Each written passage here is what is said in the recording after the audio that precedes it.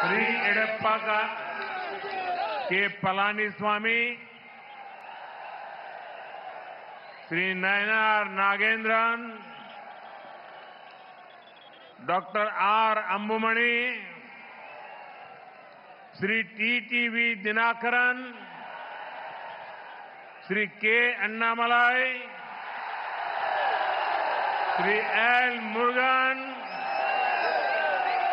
Shri KC. Thirumaran, Shri G K Vasan, doctor AC. Shanmugam, doctor B. John Pandian, Shri M. Jaganmoorthy, doctor TR. Parivendhar, Shri Piyush Goyal, Shri RB. Udhaya Kumar, Shri Dindigul Srinivasan, Shrimati Tamilisai Soundararajan, Shri Sherur Raja, all other leaders on the stage, and the beloved people of Tamil Nadu, அனைவருக்கும் வணக்கம்.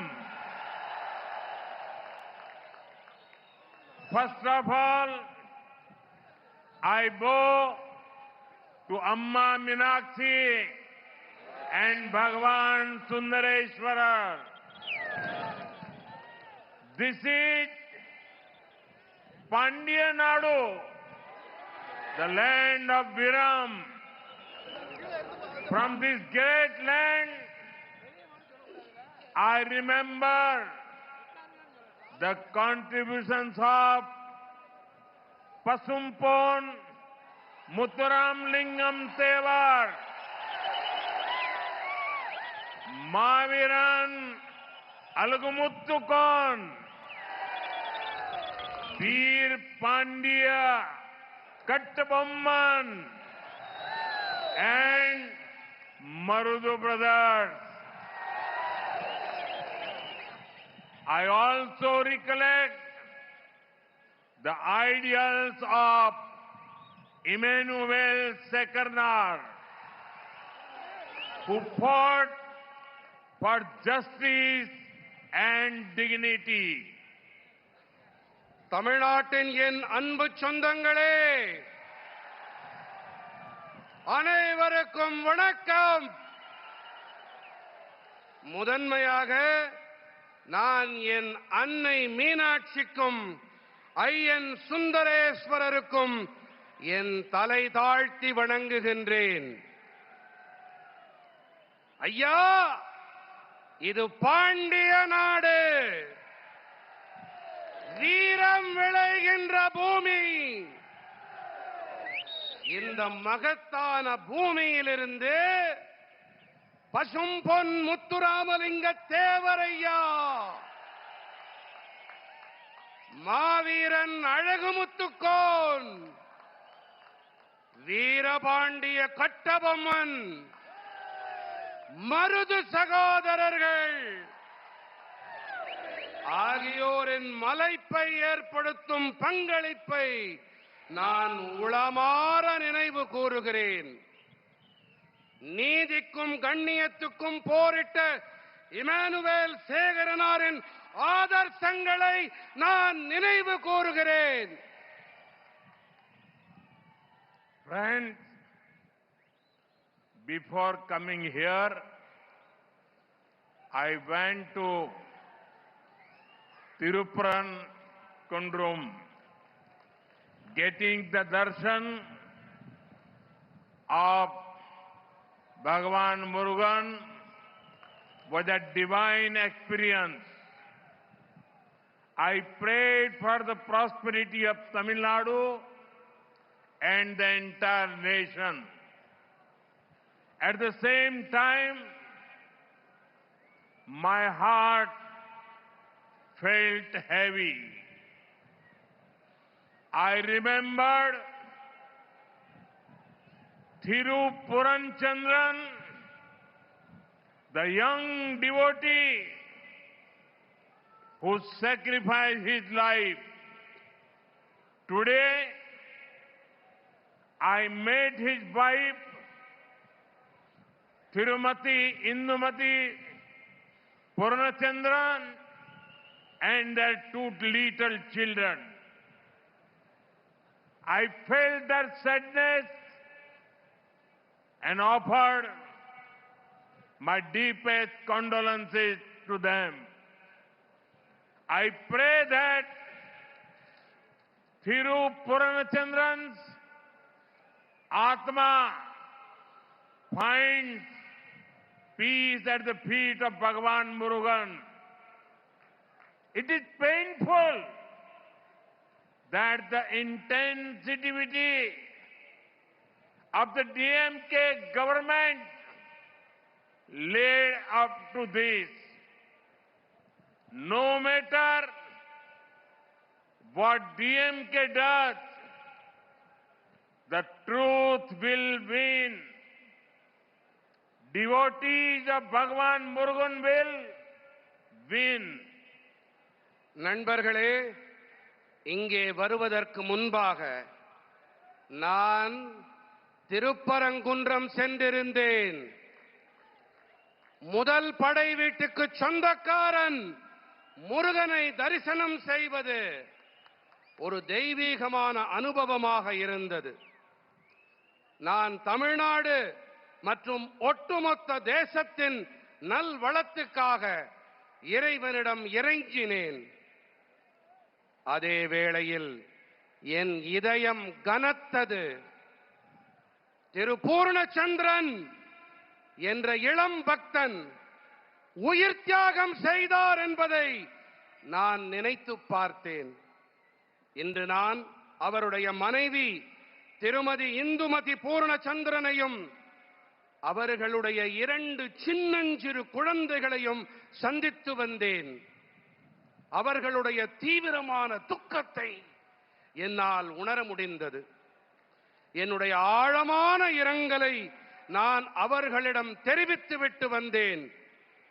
பூர்ணச்சந்திரன் அவர்களின் ஆன்மா அமைதியடைய நான் என் உருக்கமான பிரார்த்தனைகளை எம்பிரான் முருகனின் திருவடிகளில் அர்ப்பணம் செய்கின்றேன். ஆனால் ஒரு விஷயம், திமுக அரசாங்கத்தின் நேயமற்ற தன்மை காரணமாகவே இது நடந்திருக்கிறது என்பது வலியை ஏற்படுத்துகின்றது. திமுக என்ன வேண்டுமானாலும் செய்துவிட்டு போகட்டும், ஆனால் இறுதியிலே வாய்மையே வெல்லும். என் அப்பனின் முருகனின் பக்தர்கள் வெல்வார்கள். Friends, Madurai is known for the sweetness of Tamil and the fragrance of Malligaipu. The love you are showering upon me here reminds me of my visit to Malaysia last month. The affection I received from my Tamil sisters and brothers there was exceptional.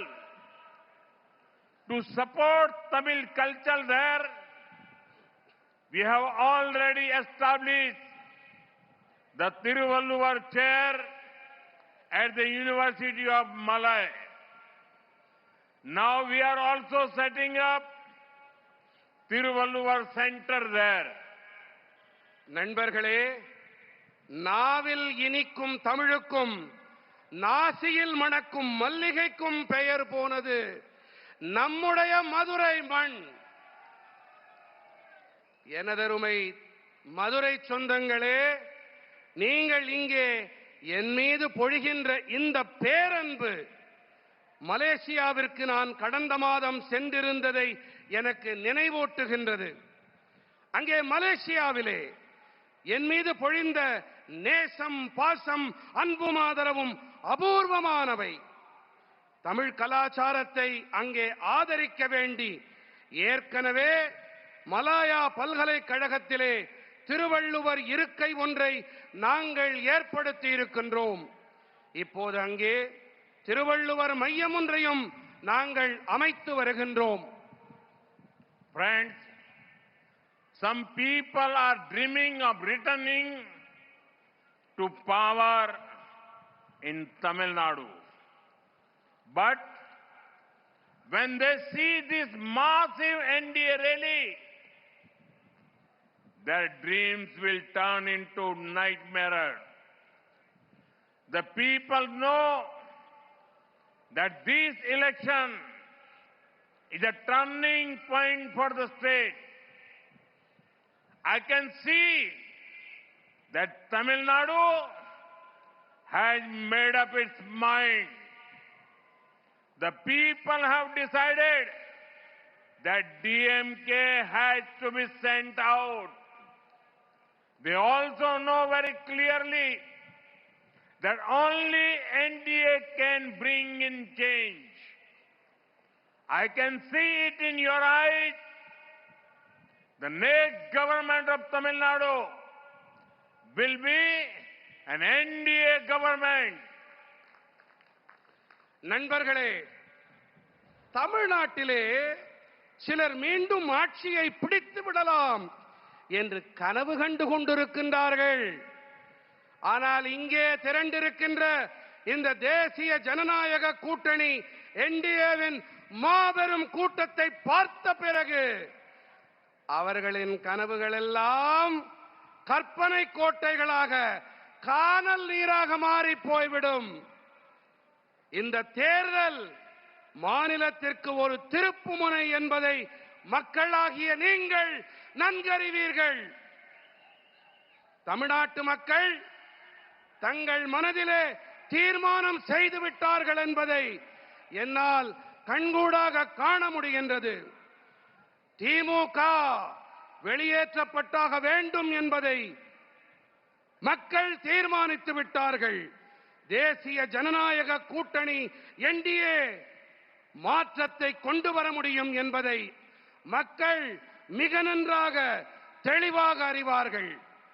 தமிழ்நாட்டிலே அடுத்த அரசாங்கம் தேசிய ஜனநாயக கூட்டணி என்டிஏவின் அரசாங்கம்தான் என்பதை நான் உங்கள் கண்களிலே காண்கிறேன். Friends, in 2021, after 25 long years, DMK got a full majority on its own. But they did not deliver good governance. They looted the state. Further dynastic politics and ignored people's aspirations. Look at Madurai itself. Madurai stood with MGR, who loved the city immensely. That is why DMK had never liked Madurai.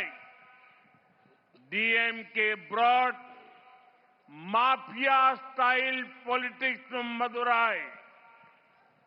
They gave bad roads, poor drainage, and lack of waste management. They took Madurai to the bottom of national ranking in cleanliness. Even the DMK mayor of Madurai had to resign due to corruption. This is their model. Money for themselves. Problems for the people. நண்பர்களே, 2021 ஆண்டிலே 25 ஆண்டு காலம் நீண்ட காலத்திற்கு பிறகு தமிழ்நாட்டின் மக்கள் திமுகவிற்கு ஆதரவாக முழு பெரும்பான்மையை அளித்தார்கள். ஆனால் நல்லாளுகையை அவர்களால் அளிக்க முடியவில்லை. அவர்கள் மாநிலத்தை கொள்ளையடித்தார்கள். பரம்பரை அரசியலை முன்னெடுத்தார்கள். மக்களின் எதிர்பார்ப்புகளை மண்ணோடு மண்ணாக்கினார்கள். மக்களே, நீங்கள் மதுரையையே பாருங்கள். மதுரையை உயிருக்கு உயிராய் நேசித்த பொன்மனச் செம்மல் எம்ஜிஆருக்கு உறுதுணையாக உற்ற துணையாக நின்றது மதுரை மாநகர். ஆகையால் தான் திமுகவிற்கு மதுரை என்றால் வேப்பங்காயாக இருந்து வந்திருக்கிறது. திமுக தான் மதுரைக்கு மாஃபியா கொள்ளை கூட்ட ரக அரசியலை அறிமுகப்படுத்தியது. அவர்கள் என்ன அளித்தார்கள்? மோசமான சாலைகள், கேவலமான கழிவுநீர் வடிகால், கழிவுப் பொருள் மேலாண்மை இல்லாமை ஆகியவற்றையே அவர்கள் அளித்தார்கள். சுத்தம், சுகாதாரம், தூய்மை தரவரிசையிலே மதுரையை தரைமட்ட அளவிற்கு கொண்டு போனார்கள். ஊழல் காரணமாக மதுரை நகர மேயரே பதவியை துறக்க நேர்ந்தது. இதுதான் அவர்களுடைய மாடல். என்ன மாடல்? பணம் நமக்கு, பிரச்சனைகள் மக்களுக்கு. பணம்னா நமக்கு, பிரச்சனைனா மக்களுக்கு. DMK neither works for the poor nor lets others work. Let me give you an example. Under PM Awas Yojana, PMAY Rural, this scheme over 6 lakh houses have been completed in Tamil Nadu. These families got a home of their own and live with dignity because of this scheme. At the same time, nearly 3 lakh houses remain pending because DMK government is not conducting surveys and is delaying process. Why should lakhs of poor families suffer for DMK's petty politics? திமுக தாங்களும் ஏழைகளுக்கு பணியாற்ற மாட்டார்கள், மற்றவர்களையும் பணியாற்ற விட மாட்டார்கள். நான் உங்களுக்கு ஒரு எடுத்துக்காட்டினை அளிக்க விரும்புகின்றேன். பிரதம மந்திரி ஊரக பகுதி வீட்டு வசதி திட்டத்தின்படி தமிழ்நாட்டிலே 6 லட்சத்திற்கும் மேற்பட்ட வீடுகள் கட்டி முடிக்கப்பட்டு விட்டன. மக்களே, எத்தனை லட்சம் வீடுகள்? 6 லட்சம் வீடுகள். எத்தனை லட்சம் சொல்லுங்க? எத்தனை லட்சம்? இன்னும் சத்தமா? 6 லட்சத்திற்கும் மேற்பட்ட வீடுகள் கட்டி முடிக்கப்பட்டு விட்டன. இந்த திட்டம் காரணமாக குடும்பங்களுக்கு சொந்தமாக கௌரவமாக வாழ ஒரு வீடு கிடைத்திருக்கிறது. அதே வேளையில் 3 லட்சம் வீடுகள் இன்னும் முடிக்கப்படாமலேயே இருக்கின்றது. ஏன் தெரியுமா? ஏனென்றால் திமுக அரசாங்கம் இன்னமும் கள ஆய்வுகளை மேற்கொள்ளாமல் செயல்பாட்டை இழுவெடுத்துக் கொண்டிருப்பதுதான் காரணம். திமுகவின் சில்லறைத்தனமான அரசியல் காரணமாக ஏன் லட்சக்கணக்கான ஏழை குடும்பங்கள் அவதிப்பட வேண்டும்? Friends, Tamil Nadu is a coastal state and has immense potential.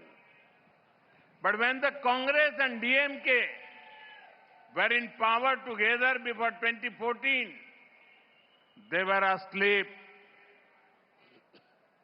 Madura-Vayal corridor was stalled.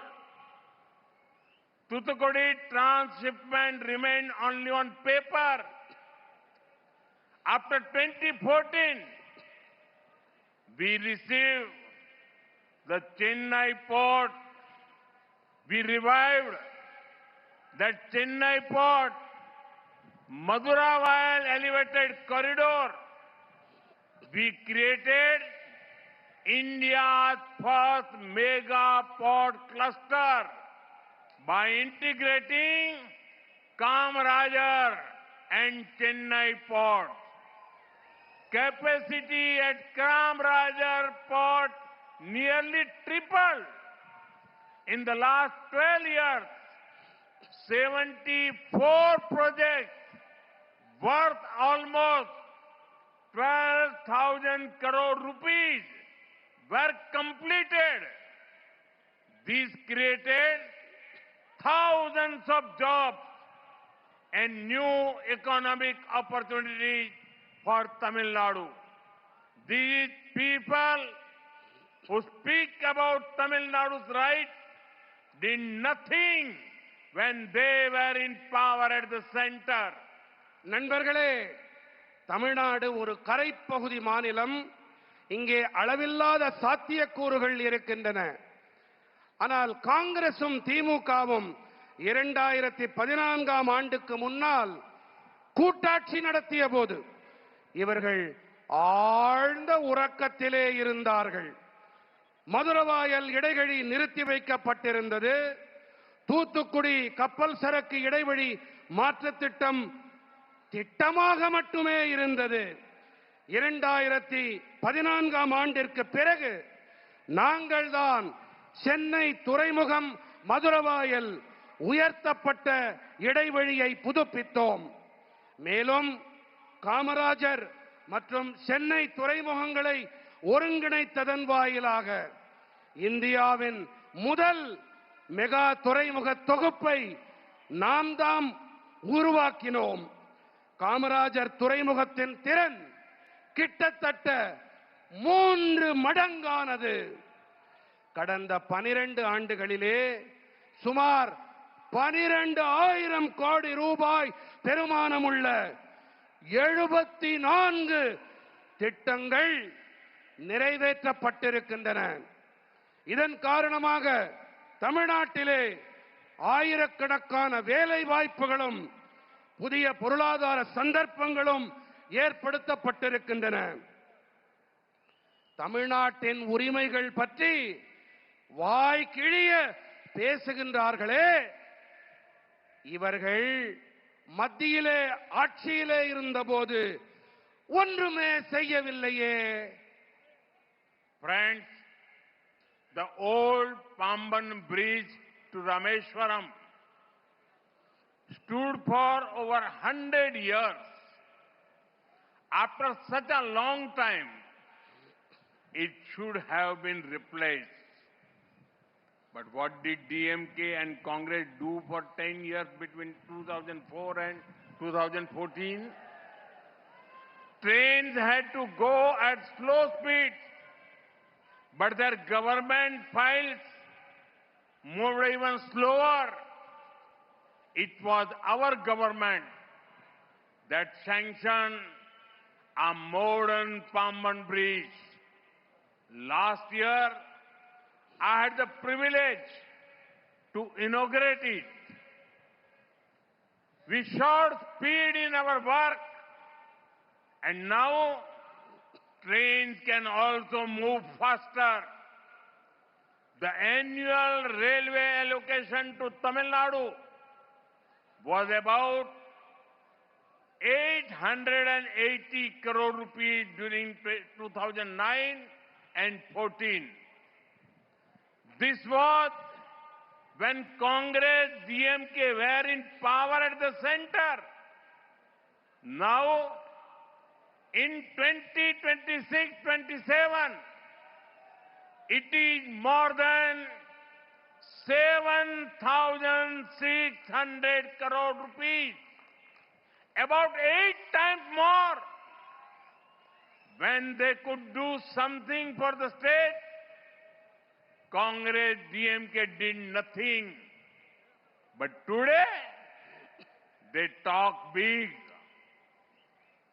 நண்பர்களே, ராமேஸ்வரம் செல்லும் பழைய பாம்பன் பாலம் 100 ஆண்டுகளுக்கும் மேலாக நிலையாக இருந்தது. ஆனால் இத்தனை நீண்ட காலத்திற்கு பிறகு அது மாற்றப்பட்டிருக்க வேண்டும். ஆனால் 2004 முதல் 2014ஆம் ஆண்டு வரை 10 ஆண்டுகளாக ஆட்சியிலே இருந்த திமுகவும் காங்கிரசும் என்ன செய்து கொண்டிருந்தார்கள்? ரயில்கள் பாலத்தை மெதுவாக கடக்க வேண்டியிருந்தது என்றால் அவர்களின் அரசாங்க கோப்புகள் அதைவிட மெதுவாக கடந்து கொண்டிருந்தன. நம்முடைய அரசாங்கம்தான் தற்போதைய நவீன பாம்பன் பாலத்திற்கு ஒப்புதல் அளித்தது. கடந்த ஆண்டு இதனை தொடக்கி வைக்கும் பேறு எனக்கு கிடைத்தது. நாங்கள் வேலையிலே வேகத்தை காட்டினோம். இதன் காரணமாக இப்போது ரயில்களால் வேகமாக பயணிக்க முடிகின்றது. 2009-14 ஆண்டிலே தமிழ்நாட்டிற்கு வருடாந்திர ரயில்வேயின் நிதி ஒதுக்கீடு சுமார் 880 கோடி ரூபாய். மத்தியிலே காங்கிரசும் திமுகவும் ஆட்சி செய்த போது இருந்த நிலைமை இதுதான்.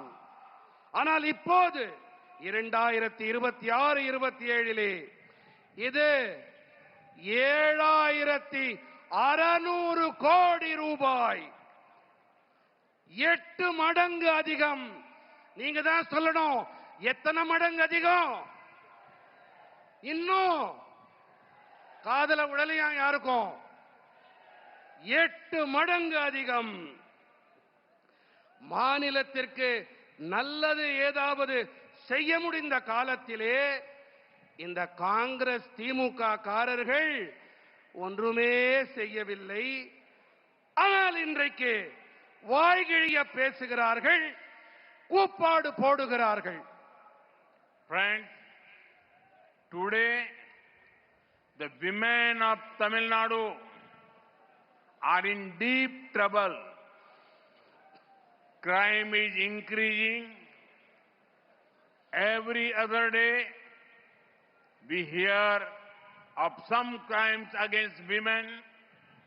Further, women are seeing their families destroyed by drug mafia and alcohol. They remember how much better their lives used to be in Amma Jayalalitha's rule. But I assure every mother, sister and daughter of Tamil Nadu, as soon as the NDA government comes in, we will focus on law and order. Criminals and drug mafias will be behind bars. NDA will ensure your safety, dignity and empowerment. நண்பர்களே, இன்று தமிழ்நாட்டின் பெண்கள் பெரும் பிரச்சனையில் சிக்கி இருக்கின்றார்கள். குற்றங்கள் அதிகரிக்கின்றன. ஒவ்வொரு நாளும் பெண்களுக்கு எதிரான குற்றங்கள் தொடர்ந்து நடந்து கொண்டே இருக்கின்றன. மேலும் போதைப் பொருள் பெருங்குற்ற கும்பல், மாஃபியாக்கள் மற்றும் மதுபானத்தால் தங்களின் குடும்பங்கள் அழிக்கப்பட்டு வருவதை பெண்கள் கவனித்துக் கொண்டிருக்கின்றார்கள். அம்மா ஜெயலலிதா அவர்களின் ஆட்சியின் போது தங்களுடைய வாழ்க்கை எத்தனை சிறப்பானதாக இருந்தது என்பதை பெண்கள் இப்போது நினைத்து பார்க்கின்றார்கள். ஆனால் நான் தமிழ்நாட்டின் தாய்மார்கள், சகோதரிகள், பெண்கள் அனைவருக்கும் உறுதியாக ஒன்றை தெரிவிக்க விரும்புகின்றேன். என்டிஏ அரசாங்கம் பதவிக்கு வந்தவுடனேயே நாங்கள் சட்டம் ஒழுங்கின் மீது கவனம் செலுத்துவோம். குற்றவாளிகளும் போதைப் பொருள் மாஃபியாக்களும் சிறைகளிலே அடைக்கப்படுவார்கள். தேசிய ஜனநாயக கூட்டணி என்டிஏ உங்களுடைய பாதுகாப்பு, கண்ணியம் மற்றும் அதிகார பரவலாக்கத்தை உறுதி செய்யும். Friends, many people from Tamil Nadu were an important part of the freedom struggle. After we won freedom, our constitution makers, led by Dr. Baba Sahib Ambedkar, gave us a wonderful constitution. It lays the foundation for a strong democracy where everyone is equal. Every moment of my life, I have strived to uphold the values of the Constitution. I have been part of the movement to save our democracy during the emergency. Recently, I heard that someone from the DMK said that they do not fear me or my father. Let me say this clearly. In our democracy, nobody needs to fear anyone. So, when someone say they do not fear me, they are not criticizing me. They are actually appreciating my commitment to democratic values. Unknowingly, they have given me a badge of honor.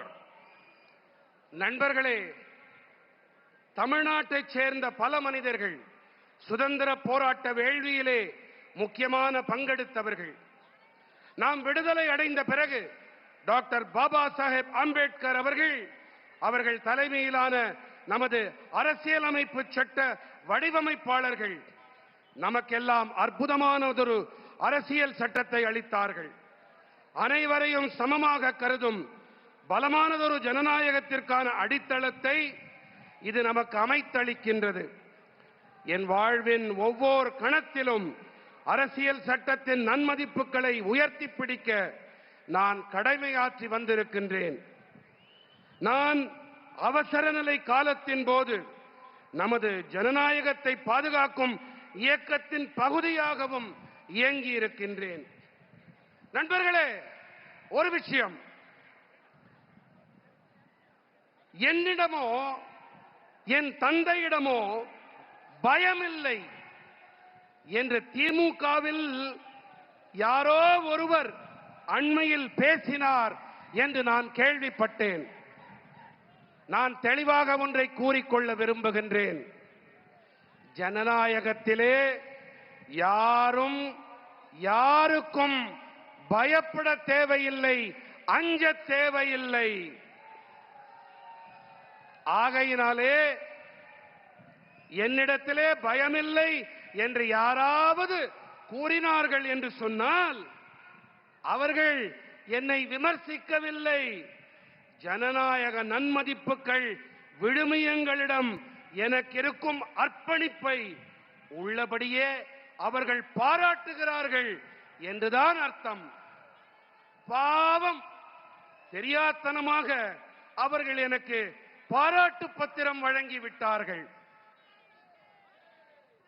Friends, when it comes to honesty in politics, K. Kamaraj ji set an example for the whole country. DMK is the example of the exact opposite. 365 crore cash for transfer came, 900 crore cash for jobs came, 1,000 crore cash for contracts came, 4,700 crore sand mining scam, 40,000 crore TAS MSc scam. Usually, ministers compete with each other in good work. In DMK minister compete with each other in scams. But who are they stealing from? From the poor, from the youth, from the farmers. Such a corrupt government has no moral right to continue. That is why the people of Tamil Nadu have decided to bring in an NDA government. We will give clean and efficient governance. நண்பர்களே, அரசியலில் நேர்மை என்று வரும்போது ஒட்டுமொத்த நாட்டுக்குமே ஒரு எடுத்துக்காட்டாக திகழ்ந்தார் பெருந்தலைவர் கே காமராஜர் அவர்கள். ஆனால் திமுக இதற்கு நேர்மாறாக நேர் எதிரான எடுத்துக்காட்டு. பணியிட மாற்றங்கள் விஷயத்தில் 365 கோடி ரூபாய் மோசடி, அரசு பணிகள் வாங்கி தரும் விஷயத்தில் 900 கோடி ரூபாய் மோசடி, ஒப்பந்தங்கள் பெறுவதில் 1000 கோடி ரூபாய் பணம் பெற்ற மோசடி, மணல் திருட்டு மோசடியில் 4700 கோடி ரூபாய், டாஸ்மாக் மோசடி மட்டுமே 40000 கோடி ரூபாய். பொதுவாக நல்ல பணியாற்றுவதிலே அமைச்சர்களுக்கு இடையிலே ஆரோக்கியமான போட்டி இருக்கும். ஆனால் திமுகவிலோ மோசடி செய்வதிலே அமைச்சர்களுக்கிடையே போட்டி இருக்கிறது. ஆனால் இவர்கள் எல்லாம் யாரிடமிருந்து திருடுகிறார்கள்? யாரிடமிருந்து தெரியுமா? ஏழைகளிடமிருந்து, இளைஞர்களிடமிருந்து, விவசாயிகளிடமிருந்து தான் இவர்கள் களவாடுகின்றார்கள். இப்படிப்பட்ட ஊழல் அரசு மேலும் தொடர்வதற்கு எந்த ஒரு தார்மீக உரிமையும் கிடையாது. அதனால்தான் தமிழ்நாட்டு மக்கள் தேசிய ஜனநாயக கூட்டணி என்டிஏ அரசை கொண்டு வர வேண்டும் என்று தீர்மானம் செய்துவிட்டார்கள். என் மனம் நிறை மக்களே, நாங்கள் உங்களுக்கு தூய்மையான திறமையான அரசாங்கத்தை கண்டிப்பாக அளிப்போம். Friends, Tamil Nadu kept Congress out of power in the state for 60 years. 6 decades. You were the first state to become Congress Mukta. For this, Congress took revenge against Tamil Nadu. It was Congress that gave away Kachitivu. Then DMK did not do anything. When Congress government was at the center and DMK was supporting them, their government issued a notification banning Jallikattu. Through an ordinance, it was we who ensured Jallikattu could continue. It was we who showed respect to Tamil culture by giving the Sengol a pride of place in the parliament. நண்பர்களே, தமிழ்நாடு காங்கிரஸை 60 ஆண்டுகளாக மாநிலத்தை விட்டு விலக்கி வைத்திருந்தது.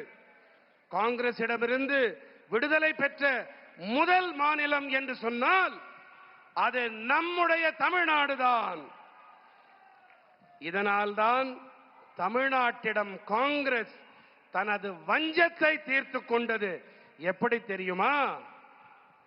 காங்கிரஸ் கச்சத்தீவை தாரை வார்த்து கொடுத்தது. அப்போது திமுக ஒன்றுமே செய்யாமல் வாய் மூடி மௌனமாக இருந்தது. காங்கிரஸ் அரசாங்கம் மத்தியிலே இருந்த வேளையிலே அவர்களுக்கு திமுக ஆதரவளித்த போது ஜல்லிக்கட்டினை தடை செய்து தங்களுடைய அரசாங்கம் அறிவிக்கை ஒன்றை வெளியிட்டது. ஆனால் ஜல்லிக்கட்டினை தொடரச் செய்ய நம்முடைய அரசாங்கம்தான் அவசர சட்டத்தை பிறப்பித்தது. நாடாளுமன்றத்திலே செங்கோலுக்கு பெருமிதமானதொரு இடத்தை அளித்து நாம் தாம் தமிழ் கலாச்சாரத்துக்கு மரியாதை அளித்தோம். Friends, recently India has concluded a historic trade agreement with the European Union. We are now linked with 28 advanced countries. Let me focus on what this means for Tamil Nadu. This is a golden opportunity for the youth, workers, farmers, and entrepreneurs. Tamil Nadu's textile industry, electronic and manufacturing, coastal seafood exporters, thousands of MSMEs, all of those will get new global market. More orders will come. More factories will expand. Farmers and fishermen will get better prices. And lakhs of new jobs will be created for Tamil Nadu's youth. Tamil Nadu's products will now get a chance to compete and win globally. But for all this to happen, there needs to be a government that is focused on your welfare. Only the NDA government can give a stable, people-oriented government in Tamil Nadu. We will ensure a developed Tamil Nadu and developed India. Thank you.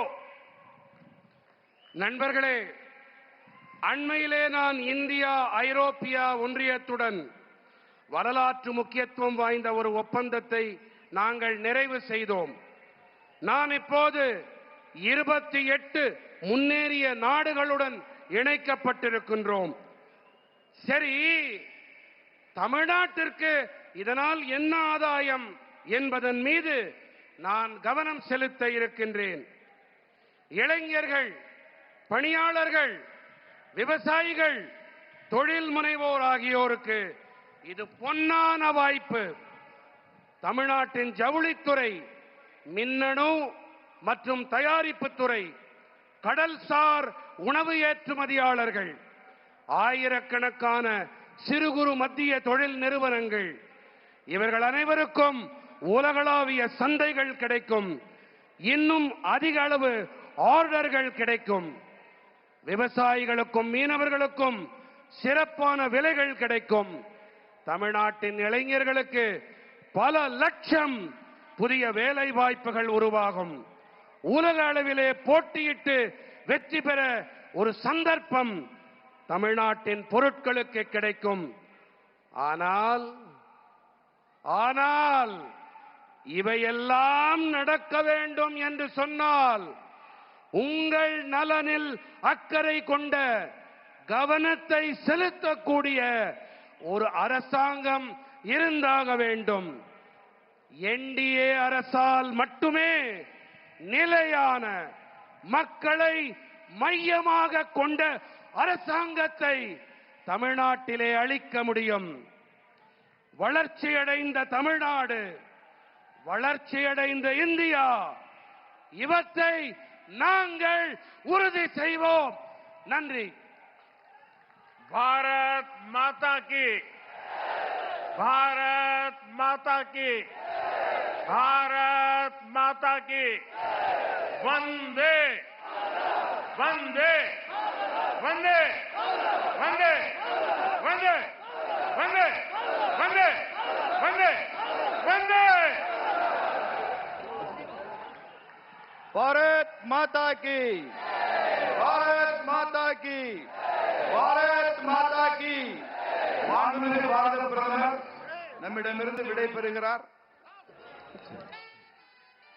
நாம் அனைவரும் நமது பலத்த கரவொலியோடு। तो आप देख रहे थे सीधा प्रसारण मदुरई से, जहां प्रधानमंत्री नरेंद्र मोदी एक